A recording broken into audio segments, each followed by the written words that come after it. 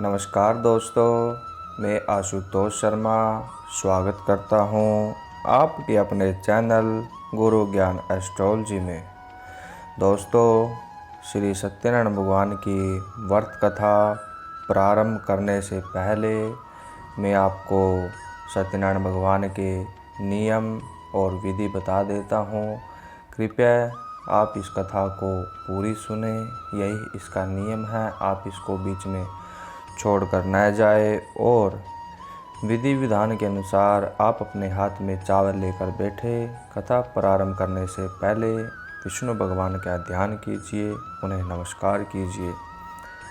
हरि ओम। शांताकारं भुजगशयनं पद्मनाभं सुरेशं विश्वाधारं गगनसदृशं मेघवर्णं शुभांगं लक्ष्मीकान्तं कमलनयनं योगिविद्यानगम्यं वन्दे विष्णुं भवभयहरं सर्वलोकैकनाथं।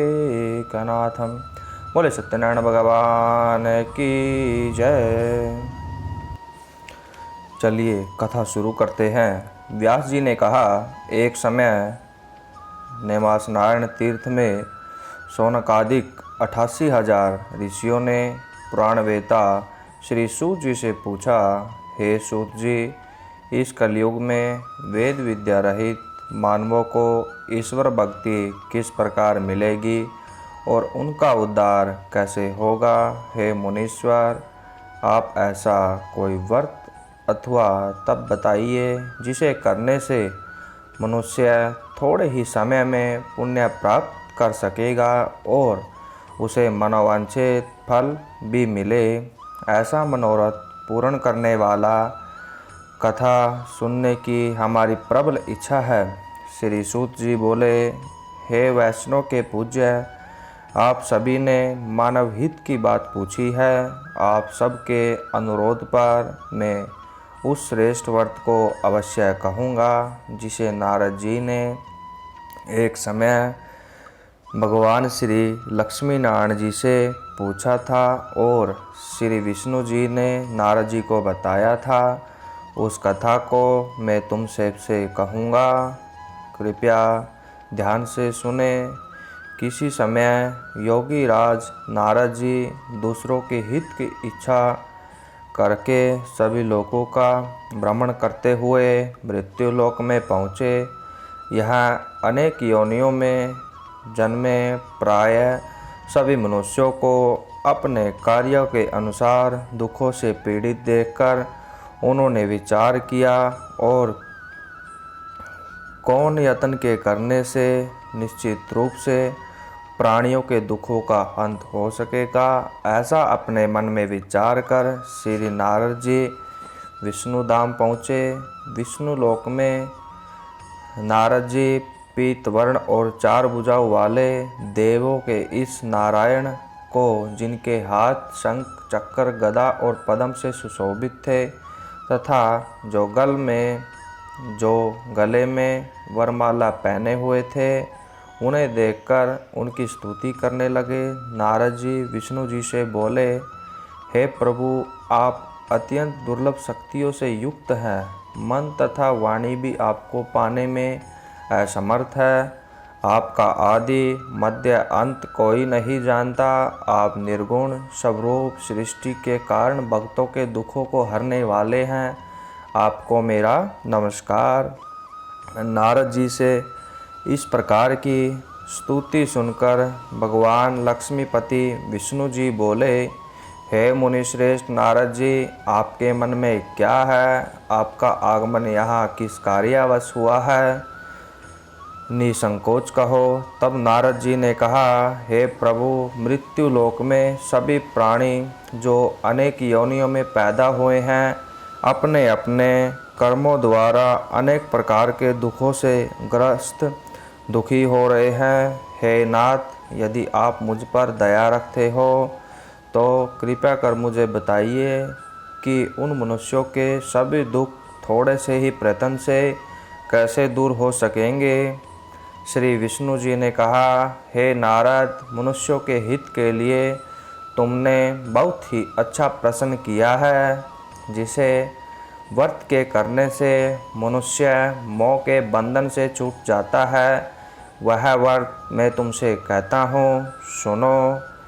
बहुत पुण्य देने वाला, स्वर्ग तथा मृत्यु लोक में दुर्लभ एक उत्तम व्रत है, जो आज मैं प्रेमवश तुमसे कहता हूँ। श्री सत्यनारायण भगवान का व्रत विधि विधान पूर्वक संपन्न करके मनुष्य इस धरती पर सुख भोग कर मृत्यु के उपरांत मोक्ष को प्राप्त करता है। श्री विष्णु भगवान के अमृत से ओतप्रोत वचन सुनकर नारद जी बोले, हे प्रभु, उस व्रत का क्या विधान है? उस व्रत को किसने किया है? उस व्रत का क्या फल मिलता है? इस व्रत को पूर्व समय में किस किस ने किया है और किस दिन यह व्रत किया जाना चाहिए? कृपया इस व्रत की विधि और विधान मुझे विस्तार पूर्वक कहो। मुझे यह सब सुनने की तीव्र इच्छा है। श्री विष्णु जी बोले, हे नारद, सभी प्राणियों के दुखों शोकों को दूर करने वाला यह व्रत सभी स्थानों पर विजय कराने वाला अमोघ अस्त्र है। भक्ति और श्रद्धा से युक्त होकर मनुष्य किसी भी दिन श्री सत्यनारायण भगवान की संध्या के समय ब्राह्मण एवं बंधुओं सहित धर्मपरायण होकर पूजा करे। भक्ति भाव से पूर्ण हो नैवेद्य केले का फल, शहद, घी, शक्कर या गुड़, दूध, गेहूँ, आटा स्वाहा लेवे। इन सबको भक्ति भाव से संपन्न हो भगवान श्री सत्यनारायण को अर्पण करे। बंधुओं सहित ब्राह्मण को भोजन कराए। इसके पश्चात से वह भोजन करे। रात्रि में नृत्य भजन आदि का आयोजन कर श्री सत्यनारायण भगवान का स्मरण करते हुए समय व्यतीत करे। इस तरह जो मनुष्य व्रत को करेगा, उनका समस्त मनोरथ निश्चय ही पूर्ण होगा। विशेष रूप से कलयुग में मृत्यु लोक में यही एक ऐसा उपाय है जिसे अल्प समय में और कम धन में पुण्य की महान प्राप्ति हो सकती है। श्री सूत जी बोले, हे ऋषियों, जिन्होंने पहले समय में इस व्रत को किया है, अब मैं उनका इतिहास कहता हूँ। कृपया आप सब ध्यान से सुने।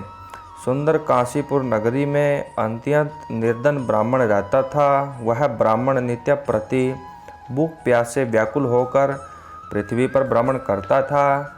ब्राह्मणों से प्रेम करने वाले श्री विष्णु भगवान ने ब्राह्मण को दुखी देखकर एक दिन बूढ़े ब्राह्मण का रूप धारण करके उसी दुखी व निर्धन ब्राह्मण के समक्ष पहुंचकर आदर के साथ पूछा, हे विपर, तुम नित्य प्रति ही दुखी होकर पृथ्वी पर क्यों घूमते हो?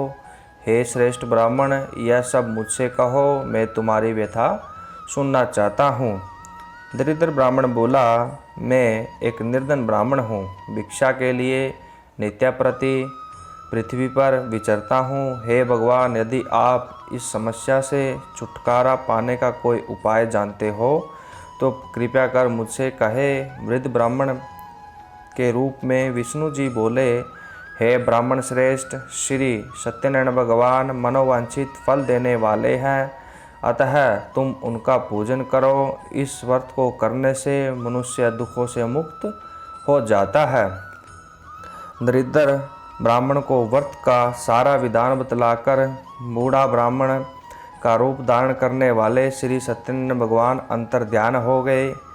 जिस व्रत के विषय में मुझसे वृद्ध ब्राह्मण ने बतलाया है, मैं उस व्रत को अवश्य ही करूँगा। ऐसा मन में निश्चय कर वह निर्धन ब्राह्मण अपने घर पहुँचा, परंतु उस रात्रि उस ब्राह्मण को नींद नहीं आई। अगले दिन वह जल्दी उठा और श्री सत्यनारायण भगवान का ध्यान कर उनका व्रत करने का निश्चय कर भिक्षा मांगने के लिए चल पड़ा।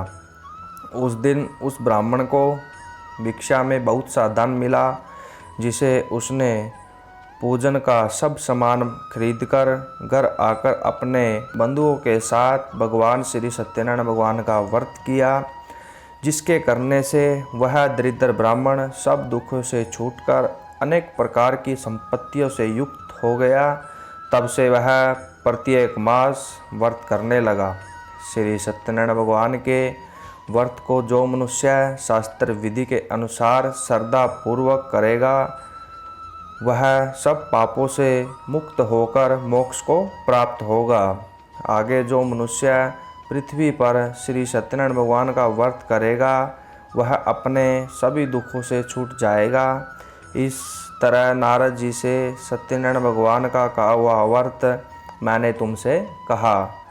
हे विपर, अब आप और क्या सुनना चाहते हैं, मुझसे कहें। तब ऋषियों ने कहा, हे मुनिश्रेष्ठ, संसार में उस विपर से सुनकर किस किस ने इस व्रत को किया, हम सब सुनना चाहते हैं। हमारे मन में यह सब सुनने की इच्छा व श्रद्धा है। श्री सूत जी ने कहा, हे मुनियों, जिस जिस प्राणी ने इस व्रत को किया है, उन सब की कथा ध्यानपूर्वक सुनो। एक समय ब्राह्मण धन और ऐश्वर्य के अनुसार बंधुओं सहित अपने घर पर व्रत कर रहा था। उसी समय एक बूढ़ा लकड़हारा वहाँ आया। उसने सिर पर रखा लकड़ियों का गट्ठा बाहर रख दिया और उस ब्राह्मण के घर में चला गया।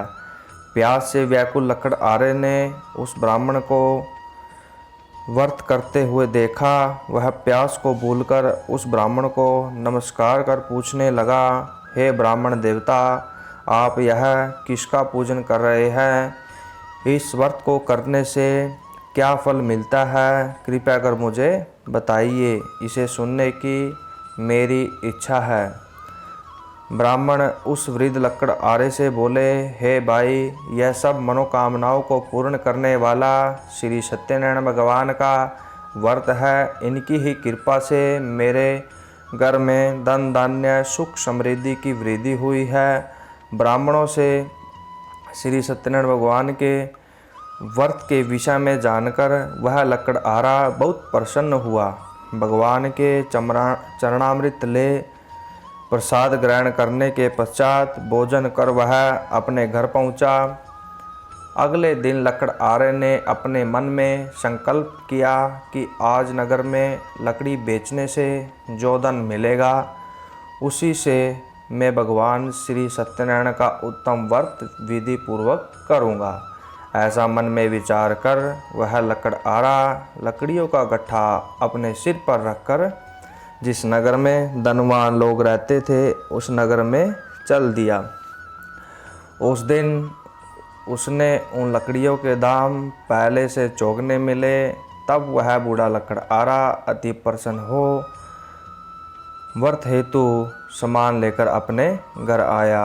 उसने अपने बंधुओं को बुलाकर विधि विधान के साथ भगवान का पूजन और व्रत किया। उस व्रत के प्रभाव से वह बूढ़ा लकड़हारा धन पुत्र आदि से युक्त हो संसार के समस्त सुख भोग कर अंत में वैकुंठ धाम को गया। श्री सूत जी ने आगे कहा, हे ऋषियों, मैं एक और भी कथा कहता हूँ, सुनो। प्रजा पालन में लीन दुगंधव नाम का एक राजा था। उसने भगवान सत्यनारायण देव का प्रसाद त्याग कर बहुत दुख पाया। एक समय राजा वन में वन्य पशुओं को मारकर बड़ के वृक्ष के नीचे आया। वहाँ उसने ग्वालों को भक्ति भाव से बंधुओं सहित श्री सत्यनारायण भगवान जी का पूजन करते देखा।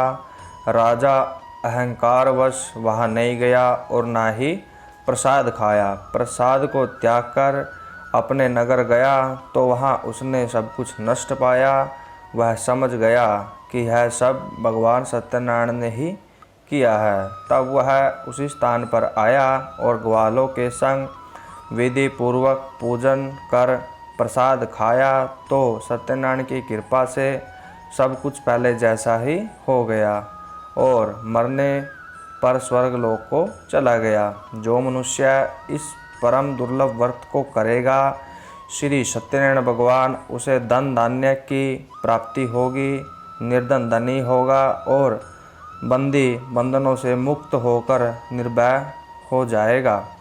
संतानहीन को संतान की प्राप्ति होगी तथा सब मनोरथ पूर्ण होकर अंत में वैकुंठ धाम को चले जाएगा।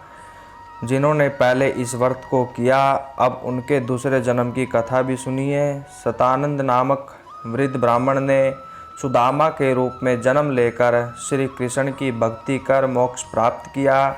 उल्का मुख्य नामक राजा ने महाराज दशरथ राजा बने और श्री रंगनाथ का पूजन कर वैकुंठ धाम को प्राप्त किया। साधु नाम के वैश्य ने धर्मात्मा व सत्य प्रतिज्ञा राजा मोरध्वज बनकर अपने पुत्र को आरे से चीरकर मोक्ष प्राप्त किया। महाराज दुगंधव स्वयंभू मनु हुए। उन्होंने बहुत से लोगों को भगवान की भक्ति में लीन कर मोक्ष प्राप्त किया। लक्कड़ आरा बिल अगले जन्म में गुह नामक निषाद राजा हुआ, जिसने भगवान राम के चरणों की सेवा कर मोक्ष प्राप्त किया। बोले सत्यनारायण भगवान की जय।